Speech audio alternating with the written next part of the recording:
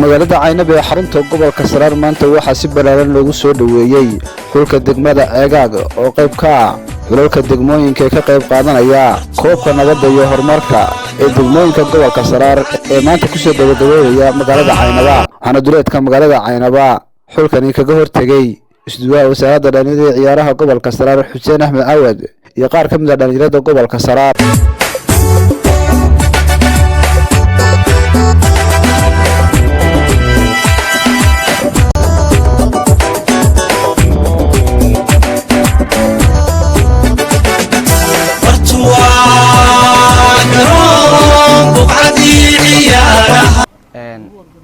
marka hore waxaan aad u soo dhaweynayaa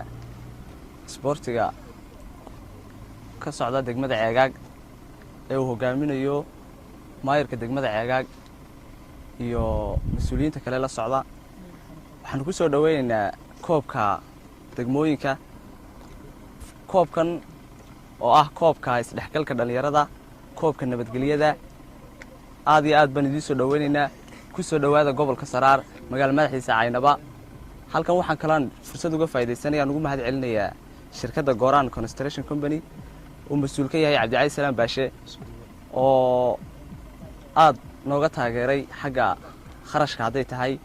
degmada ka degmahan oo leeyahay Cabdi Cays waa abaal weyn aad gashatay dhalinyarada duwaha wasaaradda dhalinyarada iyo ciyaaraha Xuseen Axmed Awad oo isaguna juhdi badan iyo hawl badan nala geliyay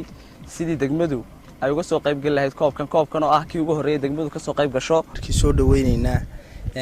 xulka ka socda degmada Ceegaag jecel inay ka qayb galaan waxa xusid mudan inuu qabanayo nin qurba joog koobkaas oo ka qayb qaadanaya kana mid ahaa dhalinyarada gobolka Saraar ilaahay amarkii waxaan leenahay soo dhawaada ka Saraar waxaan soo dhaweynaynaa degmooyinka ugu baalaysa ee Ceegaag oo hogaaminayo maayirkoodii runtii waa wax lagu farxo inay ka soo qayb galaan koobka isdhexgalka degmooyinka oo aanay hore uga soo qayb galin aad baan u soo dhaweynaynaa waa waxa keenay inaanu xilligan iyaga ka hor nimaadno runtii waa degmada qure aanu ka hor nimi sababtuna waxa weeyaan inaan ay soo dhex galaan degmooyinkoodii kala isbartaan runtii waxaan anigoo ku hadlaya afka gudida u mahadnaqayaa shirkadda Goran Construction Company oo runtii naga saaciday soo dhaweyntooda degmada Ceegaag salaanka bacdi aan ku hadlaya afka shirkadda Goran Construction Company waxaan mar labaad soo dhaweynayaa degmada Ceegaag oo ah degmooyinka gobolka Saraar oo ay tahay maantii koowaad ee ka soo qayb gasho tartanka degmooyinka gobolka sidaa awgeed maanta waxaanu shirkad ahaan go'aansanay inaanu soo dhaweyntooda iyo fududeyntooda ka qayb qaadano haddii ay ka dhigo waxaan leenahay soo dhawaada ka bacdi gudoomiyaha degmada Ceegaag oo aan dhalinyarada runtii daayirta aad u jecel oo wax badan la qabta degmadana horumar badan gaarsiiyo maayirka ahaa bahda isboortiga degmada Ceegaag gudida isboortiga ee gobolka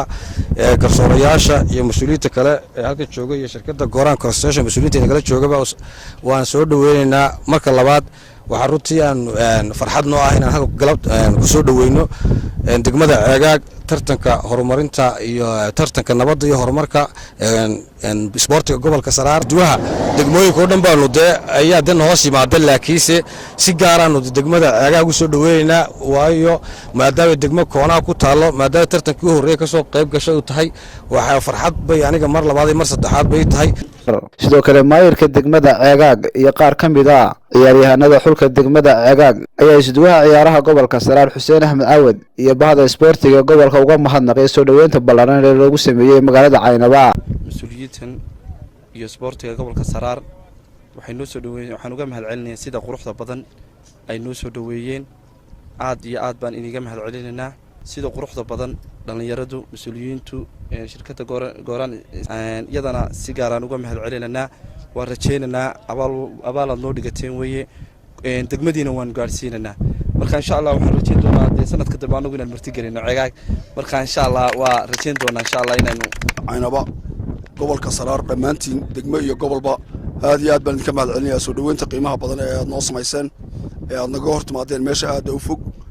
bacadka aad tubnaydeen ka shirkad ahaan iyo ka isduw ahaan iyo ka dhalinyaro ahaan sport ahaan dhamaantiin waxaan leeyahay aad iyo aad baad u mahadsantihiin si kastaba ha ahaatee waxaa galabta garoonka kubadda cagta ee Saraar Stadium ee magaalada Caynaba